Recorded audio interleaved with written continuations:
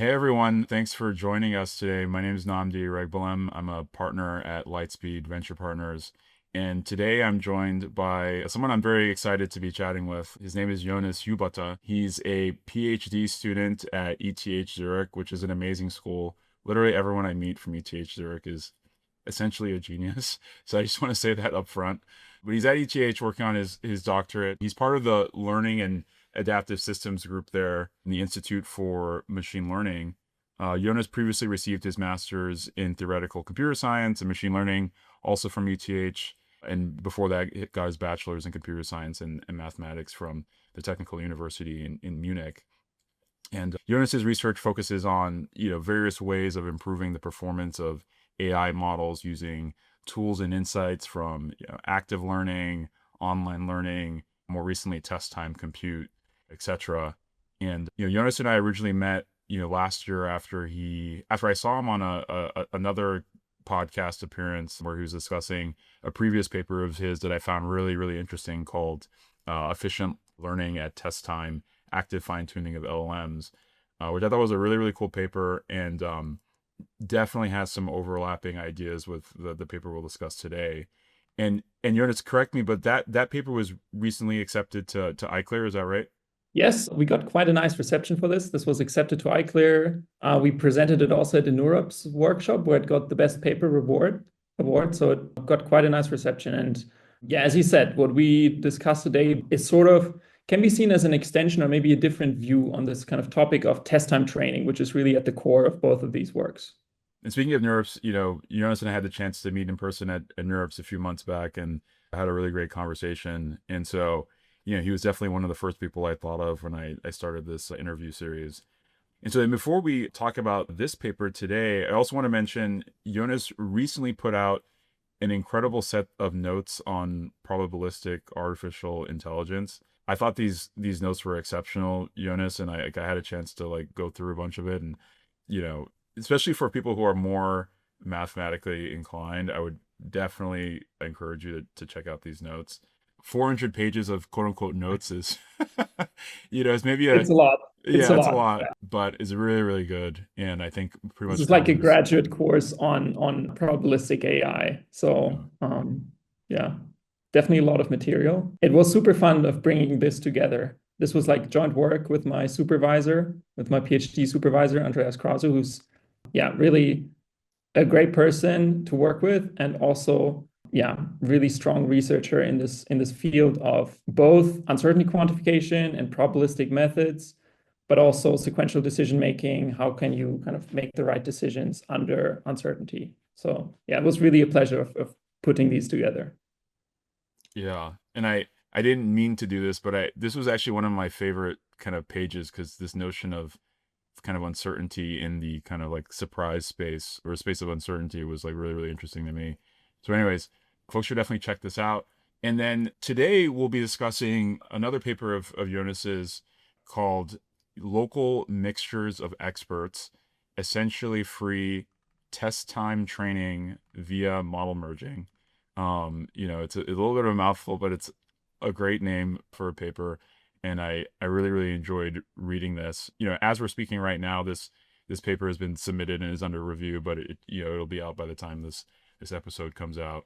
And so there's a lot of interesting ideas to this paper.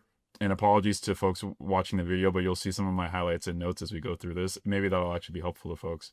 But Hmm. I think to maybe just to start off, Jonas, maybe start off with what inspired some of the ideas behind this paper. What were you trying to explore? Let's start there, and then I think there'll be a couple terms that are worth defining as we kind of go through. Yeah, that's a great question. So the inception of this work really happened when we started working on test time training. And maybe let's start defining what test time training is. So test time training is when you continue training a model at test time. At first, it sounds stupid because the kind of standard paradigm is in machine learning is you have a model, train it once, then you keep it fixed while you evaluate. But test time training is all about continuing to adapt the model weights, or let's say the neurons of the neural network, as you train, as you test. So let's say with a language model, let's say you get a prompt Then test time training would mean that you adapt the neurons of the language model based on some data set and with some loss using gradient descent that is specifically constructed to yield the best possible model for this prompt. So this typically means that the model that you fine-tune at test time gets a little bit worse on everything else that is not related to the prompt. Essentially, this test time training allows the model to forget everything that is irrelevant to answering the prompt. And that opens up a lot of representational capacity, a lot of kind of space for the model to represent those things that are actually important to the prompt at higher fidelity. So this is the idea of test time training. And we saw previously there were a bunch of works, not just in the language model domain, across various types of architectures, various types of modalities, that this test time training can really improve model performance. So that's great. But the problem is once you start training at test time, you essentially have to perform gradient descent at test time, and that can be quite expensive. It depends on how many gradient steps you want to do and so on how much data and how large the model is. But let's say you perform some gradient steps with an LLM, that takes some time. And even if you do only a few gradient steps, which is practically sufficient, it would still take maybe a couple of seconds to do this. And while maybe in some settings, if this gives you a sufficient enough kind of performance improvement, that may be worth it. In many settings, that's just too much. There's just too much inference time overhead for this to be worth it. So our question in this work was really, can we get the performance or close to the performance improvement that you can get from test time training without almost any of the inference time overhead that you have when you do these gradient descent steps at test time? And that was kind of the moonshot goal. It sounds a bit even ridiculous if you say it like this, right? How can you achieve this performance gain without doing these gradient steps? But that was the original inception of the work. Yeah, no, very, very cool. I think one of the kind of like high level concepts that's helpful for folks to think about before we dive into some of the technical details is this distinction between, inductive, reasoning or training versus, transductive. And this took me a second to sort of understand. I had been exposed to this stuff, this distinction in years past, but it took me a little bit initially to kind of grok the difference. So maybe we talk about that at a high level. Let's starting with inductive, because I think that's kind of intuitively what most people sort of think about when they think machine learning and some of these different things. It's almost like you have a kind of set of data, training data, which are specific examples of some phenomenon, inputs and outputs. And there's this general concept that you don't necessarily have or observe that is essentially the mapping between these inputs and outputs. Yeah. And, what you're doing with kind of inductive reasoning or learning or what have you is you're trying to go from these specific examples to like the general principle that is doing that mapping or kind of like generating that data in some sense. And, very kind of like standard, predictive machine learning, et cetera, kind of is essentially doing that. Yeah. Maybe the key thing to mention here is that the key thing is really that you try to represent this unknown mapping or learn this unknown mapping from your x's to your y's, from your inputs to your outputs, all at once over your entire set of x's, right? And this really, whether this is like super difficult or super easy, depends on what is your domain looking like. If this is like the domain of handwritten digits, it took the field, it took quite a while until the compute was there to even do that. But Yeah. by now, that's a solved problem. That domain is simple enough. But if you go to more complex domains, that becomes a bigger challenge. And then, with transductive, and here I'm gonna, pull you in, and we'll flash this figure from the paper, which I think is kind of an interesting, almost like somewhat abstract way of representing this. You kind of make this distinction between, this kind of broader corpus of data that you might have pre-trained on those X's and Y's, and then, some kind of essentially test time example, which is basically, if I'm understanding correctly, is just an X, I guess. Yes. Yeah, it's just an X.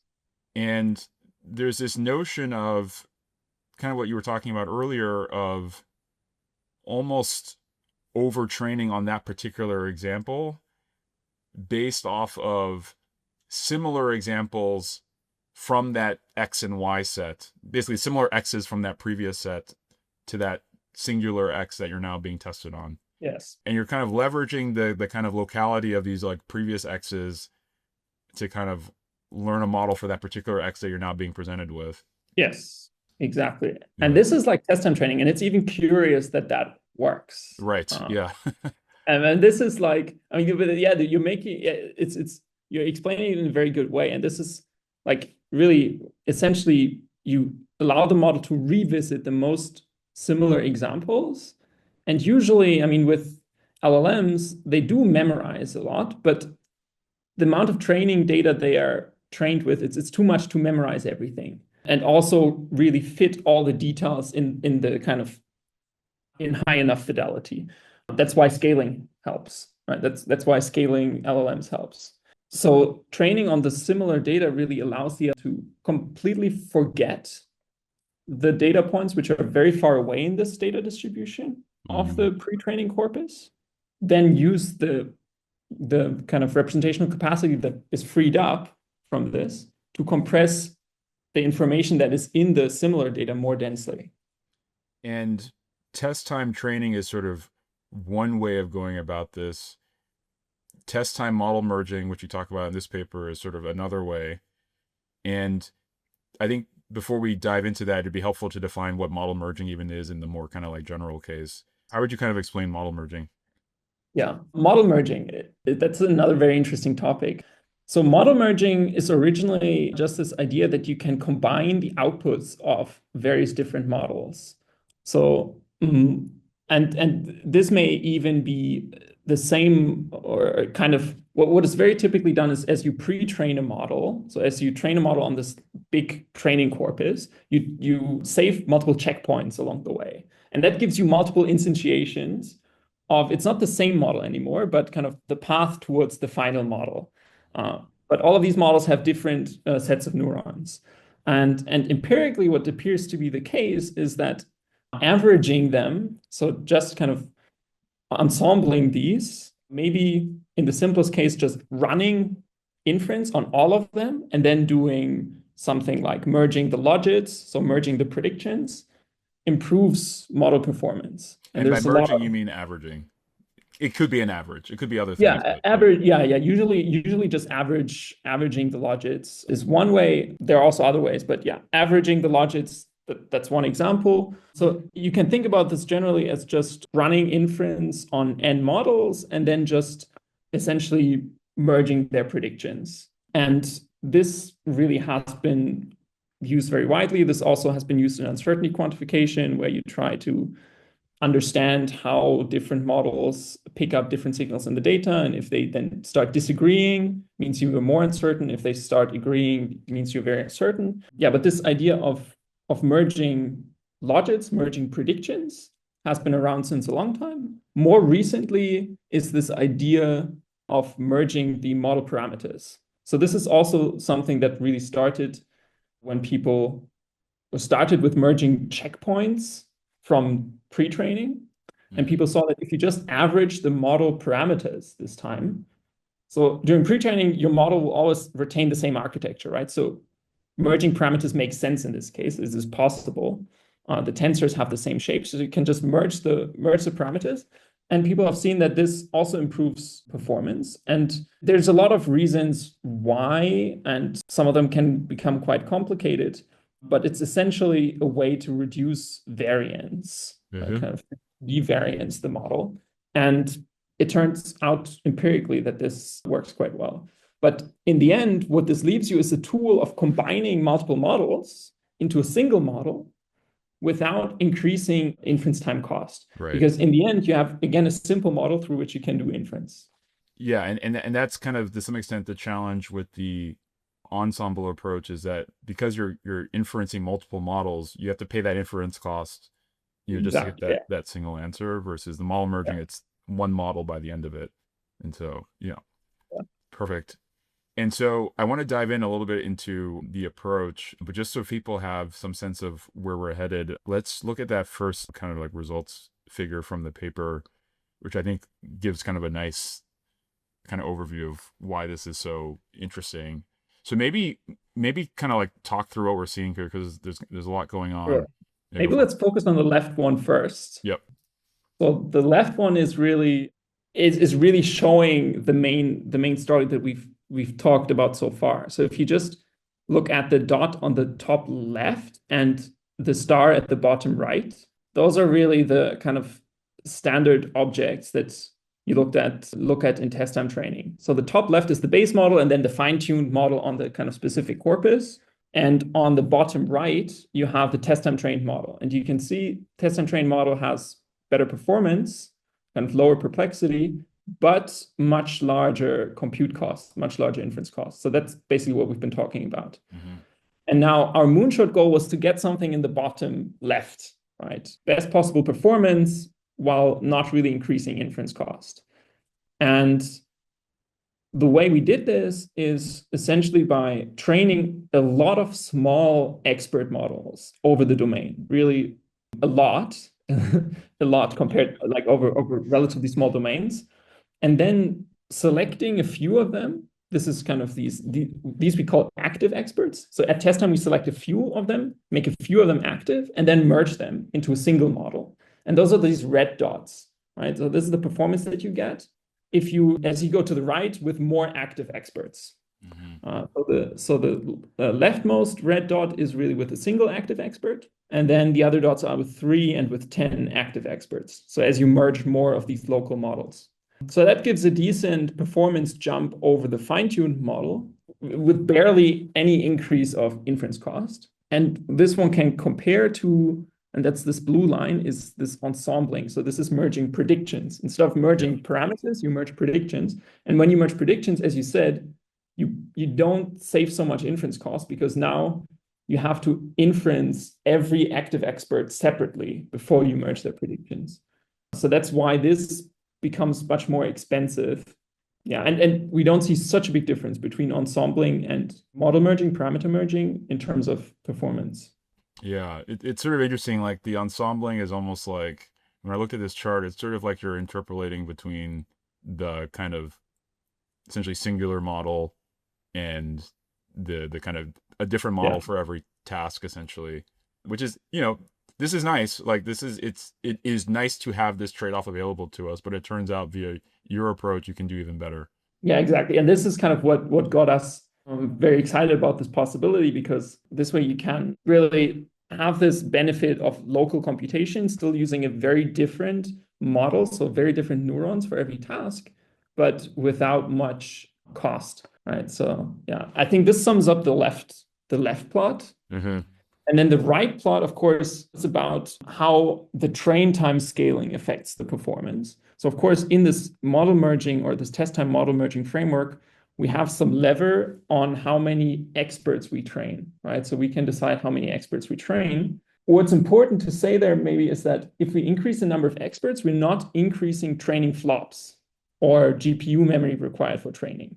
Because what we mean by increasing number of experts is just clustering the data set into finer and finer clusters, but still overall just running one epoch over the entire data set. Just if you have more experts, each individual expert is trained on less data. Smaller cluster, yeah. Yeah, on a smaller data set, right? This still has, some kind of computational cost or memory cost rather, because in the end you have to store the experts, right? Mm-hmm. So it's not completely for free, but you can store them on CPU memory. So all the kind of inference time compute measurements are assuming that the experts are on CPU memory, which is relatively cheap. So this you can really scale up to tons of experts. And we're also using LoRA adapters. Yep. So we train LoRA adapters for each expert. So each expert is like, in our case, like 100 megabits, maybe a bit more. So not too large.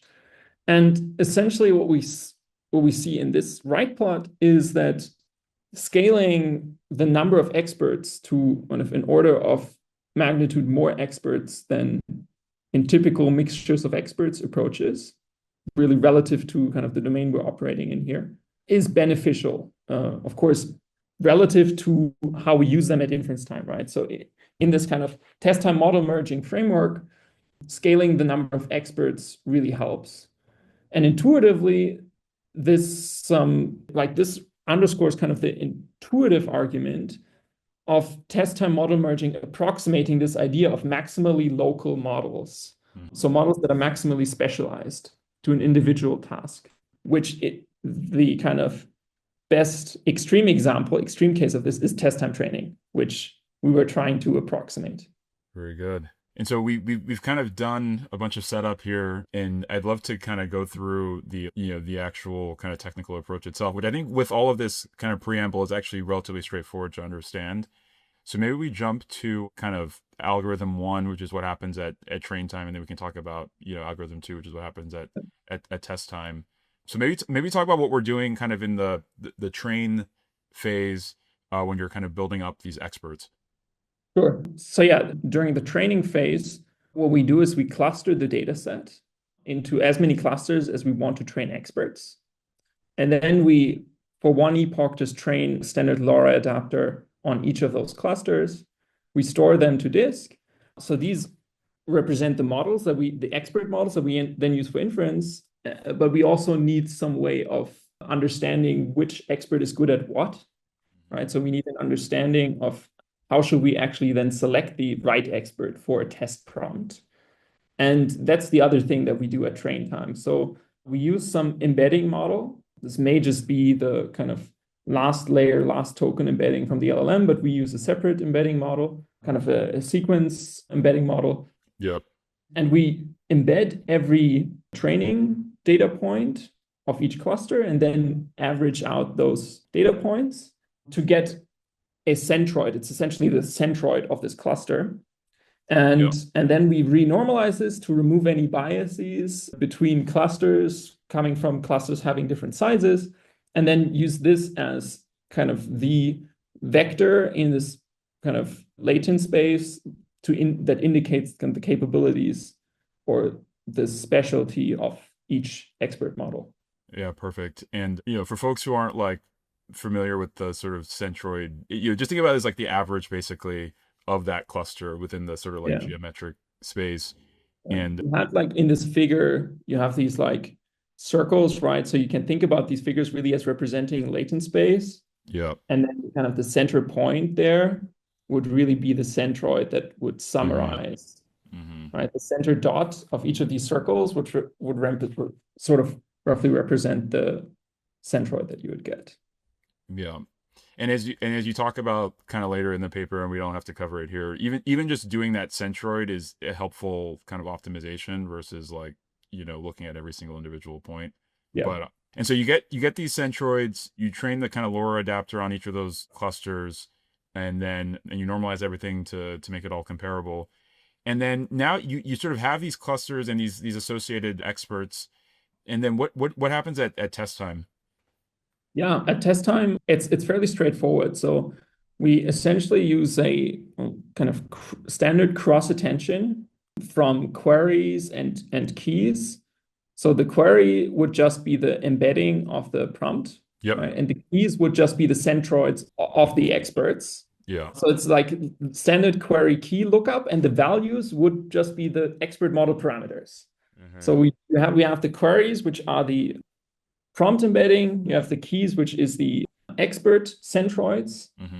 Try to find the experts which have kind of the highest match with the prompt embedding. So the experts whose capabilities are best aligned with the capabilities needed to answer the prompt. And then the values that you select. So this will give you some weights.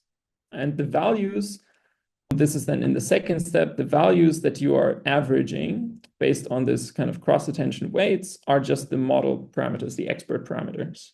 So these you then average into a single task-specific expert model. The only difference we have here compared to this kind of standard cross-attention mechanism is that we sparsify it. So instead of the standard cross-attention has this effect that none of the weights will be exactly zero. Most of the weights will, like almost all of the weights will almost all of the time be nearly zero. Sure. So almost not contribute anything. But just by definition of the softmax, none of them will be exactly zero. And that's, of course, a problem because that would mean we would have to load all of the experts into Yeah. memory or merging them. That would be very inefficient. So instead, what we do is we just throw out all the experts who anyway have weight basically zero Yeah. and just take only the experts which have a high weight. And that means we can do this merging with only few active experts. So there is, so I mean, unlike as in ensembling, we don't pay really a high inference cost for each expert because we merge them and then only do inference once. Yeah. But we do still pay a little bit of extra cost for every expert, every active expert. Tiny, but really, if you look at the milliseconds, it's still worth it to count it. And this comes from loading these experts into memory because you have to load them from CPU memory into GPU memory Right. for merging and then eventual inference of the merged model. And there it's really important that you do this, or it really helps if you do this only with a few experts. Yeah, makes sense. Yeah, that sparsity means you only get a few experts. And notably, like it's not that you literally set the number of, active experts. You set this sparsity parameter, which depending on the particular case will lead to some number of experts. Exact. Yeah. Yeah. Yeah. And then in the mean, yeah, in the kind of values that we try, we don't go above 10 Mm-hmm. in the mean, but yeah, absolutely. Very good. Yeah, like I said, it's actually like when I got to this point, I was like, oh, this is actually like relatively straightforward once you know what you're kind of working with here. Yeah. The one thing I wanted to ask you about before we move on to more of the kind of results was this notion of the kind of centroid embedding being a kind of representation of the capabilities of that expert model. Why is that, or like kind of like where does that come from? It's a very good question. One could ask this more generally. Why does a latent space that is not necessarily stronger than the latent space of the original model, or maybe even equal to the latent space of the base model, why does kind of training in the test time training case, why does training on data that is similar according to this latent space improve performance? And I think the answer is really that the latent space is sufficient to identify what things are similar and what things are dissimilar, but the model is still not sufficiently strong to represent each of the individual aspects of the things that are similar in sufficiently high fidelity, right? It has sort of this instinct that, okay, I don't know, if I'm working on this topic, I have to read this book, but it doesn't know yet all the details in this book and also all the details of what it's working on, right? So it has kind of this higher level understanding of what belongs to what. And this we're leveraging with the centroids. So, and the leap of faith here is saying that, okay, a model that was trained on a certain cluster, so a cluster just being a bunch of similar data points that share some strong similarity. So we were doing this on the Wikipedia data set, for example. And on the Wikipedia data set, you will have then clusters like sports in Mexico, or like maybe something more specific like soccer in Mexico. And then all these data points would be in some way about soccer in Mexico. And all of their embeddings would also indicate that. Yeah. So I think, yeah, these are some example of clusters. Yeah. Women's basketball competitions and leagues. And yeah. Yeah. And so all of the embeddings would share this information, and assuming, so the leap of faith here is that if the model was trained on all this data, that it would memorize the details of these topics at higher fidelity. And that's also what we've seen. Like we've seen if you query an expert on the topic it is supposed to be an expert at, Mm-hmm. it has more on-topic responses, hallucinates less or later in the response. Yeah. So these are also some examples. Yeah. Yeah, I thought these Yeah, were so it's interesting. also quite interesting. Like if you then prompt the expert model on something that should be off topic, it starts really going into the topic that it was trained to be an expert on, right? So the politics in the 1990 NFL season and so on. I love that. Very cool. And so, you know, this method kind of as you started the conversation sort of talking about is very, very efficient, you know, relative to other kind of techniques in this broader cluster of, techniques, no pun intended. And And even basically as efficient as raw inference on the base model. And that's that's kind of right. one of the things we compared against.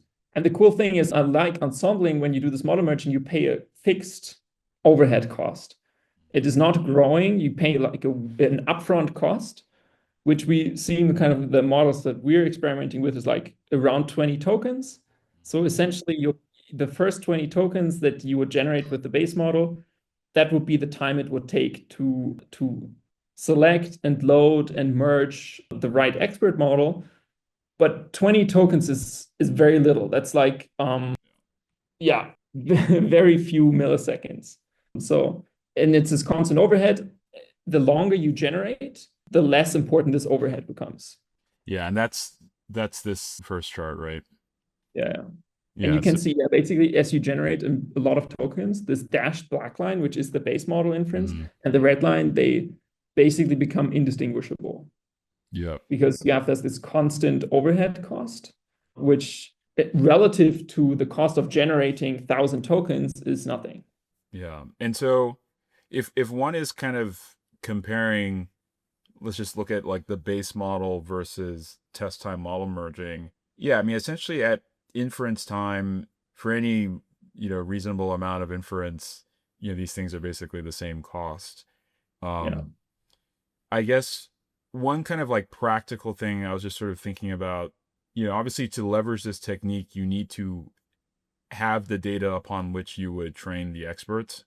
And so, if I'm just like a random person using an open source model I took off the shelf like Llama or whatnot, I would need to have basically constructed.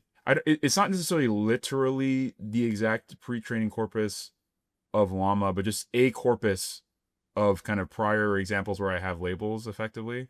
Yes.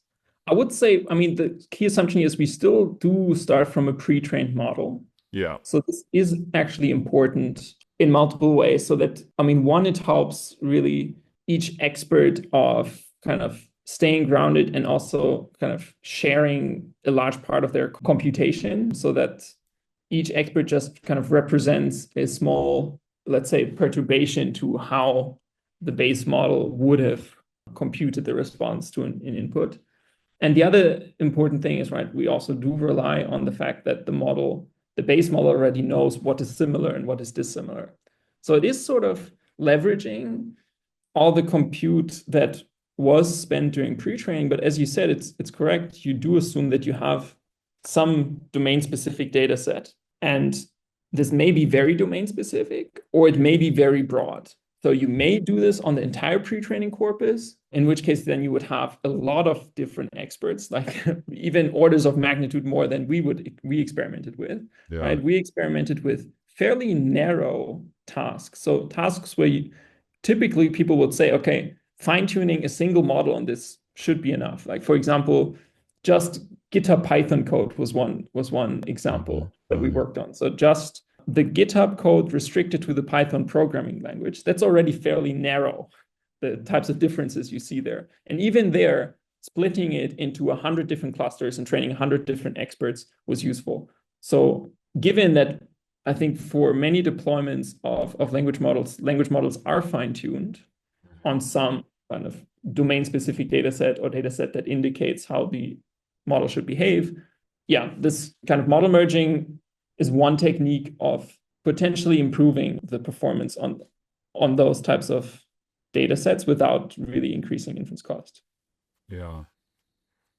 I was trying to think more broadly as I was reading the paper about if one was almost approaching this in a very kind of reductive way and kind of abstracted away from some of the specifics here. I mean, it's almost like you're doing this kind of data pre-processing step where you're kind of you're finding some way of leveraging the data you already have to be more useful to answering the specific test data point that you're trying to get a response from. And like part of me sort of wonders like you mentioned earlier, it's sort of funny that this even works because Yeah. on some level you would hope that a model that was trained well enough would just answer the question to the maximum possible quality that you could answer it based off of a certain data corpus that it was trained on. Yeah. But it turns out that that's actually not the case, and that by doing this essentially data preprocessing, which is mostly happening in like kind of like geometric kind of embedding space, Yeah. you I can think then what get happens here is we're yeah, reorganizing the data. And yeah, what is kind of, I think, often glossed over is that actually when you pre-train a model, what happens is you lose a lot of information. It's also that you compress down a lot of information and therefore make it more useful because it becomes more accessible. You see kind of how one data point interacts with another one. That's why these LLMs are so great. You can interpolate like rap songs with Shakespeare. That's great. But they also, the other main thing that they do is they lose a lot of information. And so anything that is not repeated like a million times on the internet will not be able to be reproduced exactly, or it will mm-hmm. just forget details. And this is sort of what we're trying to fight here. And essentially we do this by allowing the model to have more total parameters, which allows it in total to compress more information. And just a few of those parameters are active at inference time, namely only the ones that actually store the information that we need. Right? But this is sort of trying to, in the first step, have the best of both worlds of pre-training. Still kind of leverage pre-training and leverage the data to understand how the data individual pieces connect to each other and get kind of this broader intuition. But at the same time, avoiding losing any of the information and keeping the information accessible so that then we have kind of full fidelity access later on. Yeah, I really like what you said is sort of giving the model access to more kind of effective parameters and then kind of like downsampling to the set that, most matters for the particular Yeah. task at hand. And when you frame it that way, it makes very clear sense why this would work. It's like you give it more power and then you give it more efficiency of only focusing on what it needs. Yeah. It's like, okay, yeah, that makes sense. Awesome. What's next for this line of research? Like, again, it feels like this thread that you've been exploring in your multiple papers of kind of efficiently leveraging, some of these test time methods. Where do you want to take it from here? Yeah, great question. And I think, I mean, in general, this idea of test time training is still, I mean, super interesting to me. And I just find it curious that in many cases it works so well. And I think there's a bunch of different gaps to fill here. And in general, this is a huge open space of leveraging test time training as one method of effective test time scaling, as kind of one approach of letting the model spend kind of adaptive amounts of compute depending on the task, like more compute on more difficult tasks. And in the broader space of this test time scaling, there are basically three categories. There's like this RL fine-tuning, which you do at post-training, but which trains the model to then, as a byproduct, also produce longer reasoning chains and just produce more tokens. That's one way, and that seems fairly scalable. Then there is this other way of kind of post hoc at test time, just doing majority voting or planning. I think this type of research is also super cool, but usually you get kind of a little bit of extra on top of your model, but it's not super scalable. This is when you like sample a bunch of times and then Yeah, almost do some like yeah. map So reduce. Yeah. it definitely helps, and it's cool and to make this better, but it's a bit limited in what it can do. And then the third pillar is this idea of test time training or evolving the neurons. Instead of just evolving the tokens and producing more tokens, evolving the neurons. And I think this is super interesting because this allows you to recursively self-improve potentially, solve harder and harder tasks. And these are all things that are not possible if you at test time if you keep your neurons fixed. And so as a method that leverages compute specifically for an individual problem, I think this test time training really also has the capability of being extremely scalable. Yeah, and then of course there's the axis of really showing at scale that this works, kind of performance, beating beating the most interesting benchmarks. Yeah. That's the one axis, and the other axis is obviously at the same time trying to make it as efficient as possible. Because the more efficient you make it, the more you can make out of whatever fixed compute budget you have. Okay. Hmm. So those are really the key, I think, two axes for me that I find interesting in this kind of test time training space, which still, I mean, still the other two kind of ideas of test time scaling are post-training and this kind of sampling are super cool. But right now I'm mostly focusing on the test time training paradigm. Yeah, it's a really exciting trend. I mean, just speaking for myself personally, I mean, you see these sort of different scaling paradigms emerging, and even within each of them there's sort of different kind of competing versions of this, different recipes for achieving a certain outcome, and it'll be interesting to see these things kind of play out over time and different methods kind of get worked out. And yeah, it was funny. I remember the first time, it might have been your paper or someone else's paper, when I read the words test time training, and I was like, isn't that like a isn't that like an oxymoron? Like, what does that what does that mean? It's one of these things you have to dive into to understand. But then once you do, it's like it's Yeah. pretty insightful and it's pretty interesting. For me, kind of one interesting observation or how I connected this kind of to my to my personal life experience that kind of made me also more excited on this test time training topic was just the observation or rather frustration with myself that whenever I'm kind of working on a super difficult problem, or at least the problem that I find difficult, and then I stop working on it, I'm interrupted for whatever reason, and then try to get back into it. It's such a pain. It takes so long Totally. to get even to the state of mind where you were before. So there's clearly, I mean, some kind of state that is lost. And whether this in the brain is a state of kind of neurons or whether that is just the scratch pad of like large tokens, the answer is not really clear, but probably it's a mix of both. And that indicated to me that there is some adaptivity that is needed to really, if you want to spend a lot of compute to solve an individual task, which you for whatever reason care a lot about, there's some adaptivity, plasticity needed in the model that is used. So yeah, Amazing. I born out think of frustration with myself and my inability to recover after getting out of context. you got to adapt to survive, man. Yeah. Well, I think that's a great place to end it. Jonas, thank you so much for doing this. This was like a really fun conversation for me, and again, a really awesome paper. And I always love your research because it both explores new areas while also being extremely clear in its articulation of the problem space and the solution to that problem. So, thank you for that, and thanks everyone for joining and watching our conversation.